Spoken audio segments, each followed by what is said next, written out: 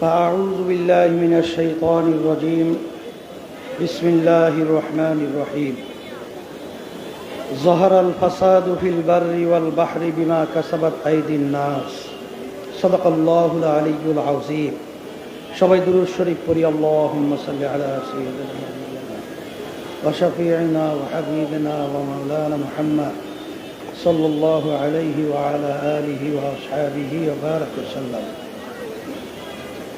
শুকরিয়া আদায় করছি মহান রব্বুল আলামিনের দরবারে। ইসলামী ছাত্র আন্দোলন বাংলাদেশ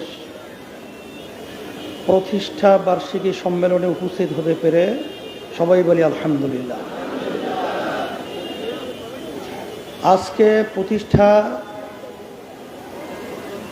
বার্ষিকী সম্মেলনের লক্ষ্য উদ্দেশ্য সম্পর্কে আমরা ইতিমধ্যেই বিভিন্ন পর্যায়ের বক্তাদের বক্তৃতার মাধ্যমে বিষয়টা বুঝতে পেরেছি। আমি ব্যতিক্রম ধর্মী বিশেষ করে কয়েকটা কথা স্মরণ করায় দেওয়ার জন্য বলছি। আমি আপনাদের সামনে যে আয়াত শরীফ তেলাওয়াত করেছি, আয়াতের মধ্যে আল্লাহ রাব্বুল আলামিন বলেছেন, স্থল ভাগে পানিও ভাগে, যত বিপদ মুসিবত তোমাদের হাতের কামাই। আজকে বাংলাদেশের স্বাধীনতার বয়স 53 বছর চলছে। এই 53 বছরে যাদের মাধ্যমে দেশ চলছিল, বর্তমানে চলছে, এখন বর্তমানে অন্তর্বর্তীকালীন সরকার তারা দেশ পরিচালনা করছে।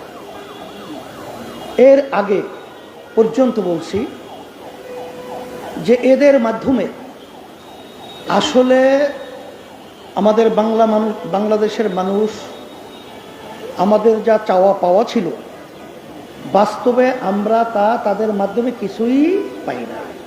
বরঞ্চ আমরা পেয়েছি এই ছোট্ট একটা সুন্দর বাংলাদেশ তামাম দুনিয়ার মধ্যে একবার দুইবার নয়, 5 বার, আরো বেশি কম দুর্নীতির দিক থেকে ফার্স্ট হয়েছে। আজকে আমরা বাংলাদেশে কি পেয়েছি নতুনভাবে আলোচনা করে আমি আবার সময় আপনাদের ওভাবে নষ্ট করতে চাই না। আমাদের সামনে পরিষ্কার, রাস্তায় নামলে খুন, আর অনেক সময় বাড়িতে থাকলেও গুম। রাস্তায় গুম, বাড়িতে খুন। বিভিন্ন পর্যায়ে এই 16-17 বছরে প্রায় 625 জনের মতো মানুষ গুম হয়েছে। খুনের তো আর কোনো শেষ নাই। আর এই বাংলাদেশের মধ্যে আজকে আমরা বারবার বলছি, স্বাধীনতা আবার দ্বিতীয়বার আমরা অর্জন করেছি। এখন অনেকে প্রশ্ন করতে পারেন যে আমরা তো 53 বছর আগে দেশ স্বাধীন করেছিলাম, আবার নতুনভাবে স্বাধীনতা কি? আসলে বাস্তবতা হলো এই যে আসলে আমরা স্বাধীন দেশে বসবাস করেছি ঠিক, কিন্তু আমরা বাংলাদেশের মানুষ স্বাধীন ছিলাম না। এখন আল্লাহর খাস মেহেরবানি, এখন আমরা স্বাধীনতা দেশে বাস করছি, স্বাধীনভাবে কথা বলতে পারছি। এখন আমার কথা হলো এতটুকুই যে 53 বছর স্বাধীনতার বয়স হয়ে গেল, আর বিপদ আপদ মুসিবত আমাদের হাতের কামাই। আমরা যেন সামনে আবার আমাদের ভুল সিদ্ধান্তের মাধ্যমে আমরা যেন আবার এই সুন্দর দেশটাকে আবার একদম পরাধীনতা এবং খুনিগুমি এবং চাঁদাবাজ সন্ত্রাসীদের হাতে আবার যেন আমাদের দেশটাকে তুলে না দেয়, এই কথা স্মরণ করে দেওয়ার জন্যই মূলত আমি প্রথমে আপনাদের সামনে কথাগুলো বলছি।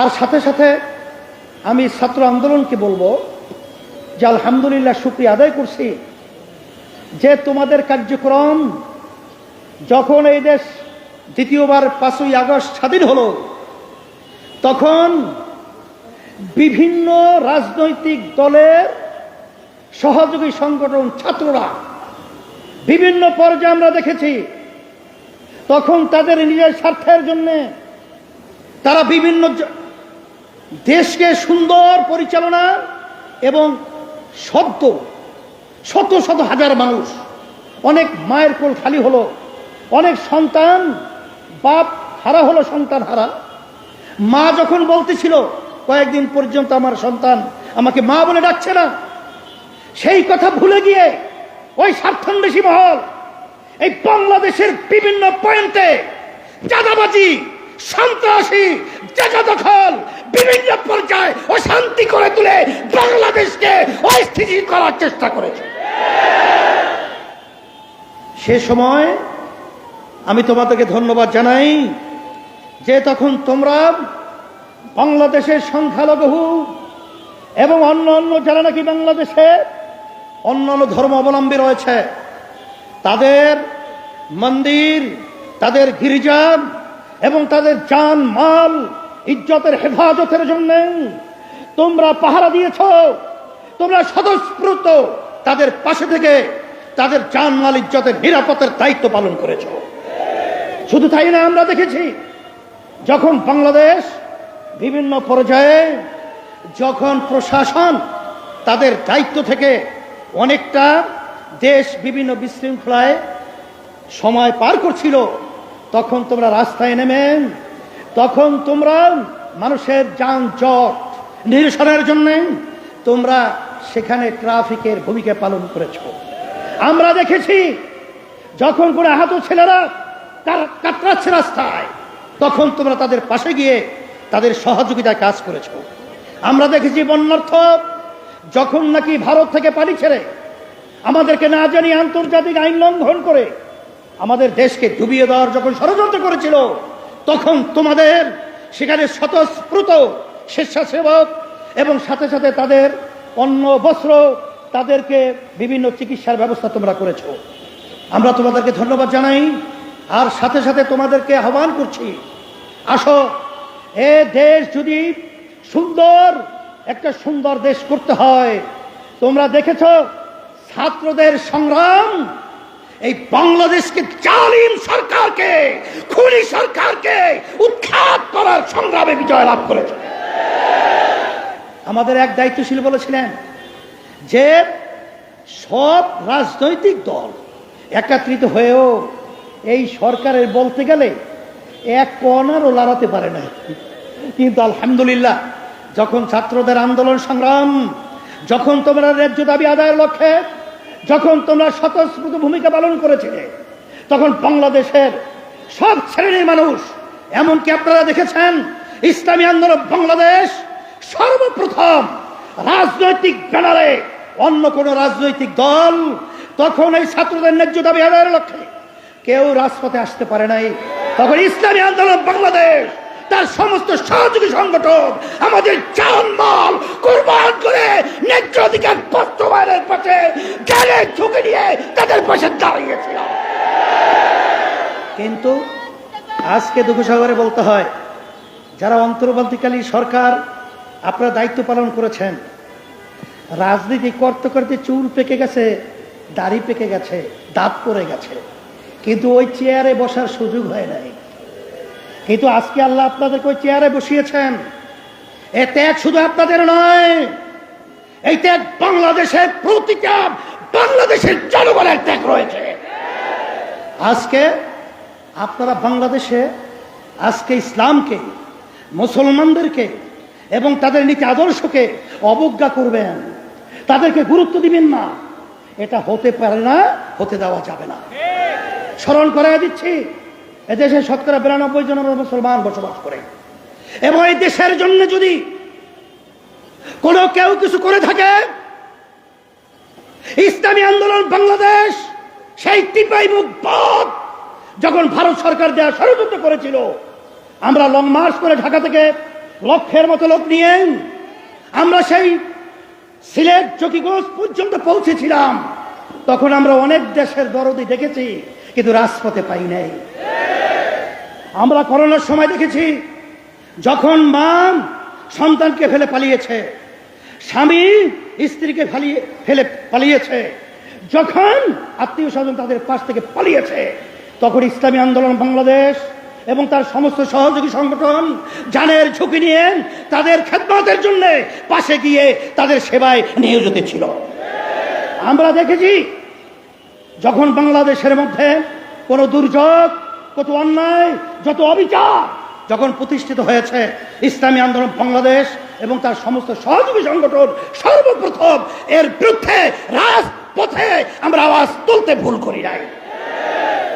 আপনারা ইসলামকে মূল্যায়ন করবেন না, গুরুত্ব দিবেন না, এটা হতে পারে না। আর শান্তি যদি আমরা চাই, একমাত্র ইসলামই হলো শান্তির প্রতীক। তার বাস্তবতা কথা আমি লম্বা করব না।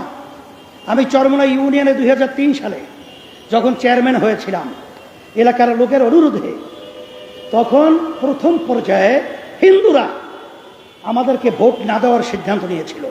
কেন? হুজুররা যদি ক্ষমতায় যায় তাহলে আমাদের মন্দির তো থাকবেই না, পূজা আশ্রা করতে দেবে না। কারণ একটা প্রবাদ বাক্য আছে না, চুন খেলে চুন খাওয়ার পরে মুখ পুড়ে যায়, দদি দেখলেও ভয় পায়। এইভাবে ইসলামকে তাম দুনিয়ার মধ্যে মিথ্যা অপবাদের মাধ্যমে আজকে চুন খাইয়া মুখ পুড়ে এখন দদি দেখলেও ভয় পায়। ইসলাম হলো একটা দদি সম্মূল্য।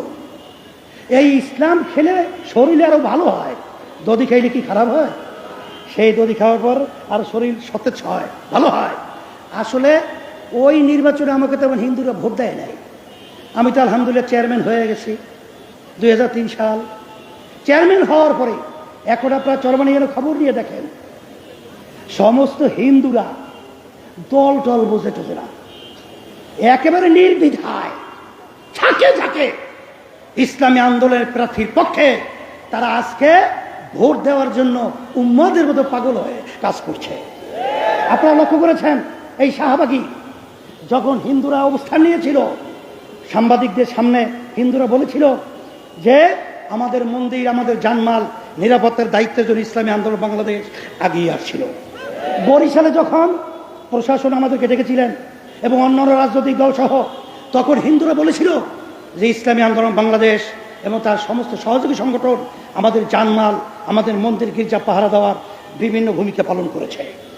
এই জন্য আমি সকলকে তার আহ্বান জানাবো, যদি দুনিয়াতে শান্তি চান, আখেরাতে মুক্তি চান, একমাত্র তার নীতি আদর্শ গ্যারান্টি শান্তি ইসলাম।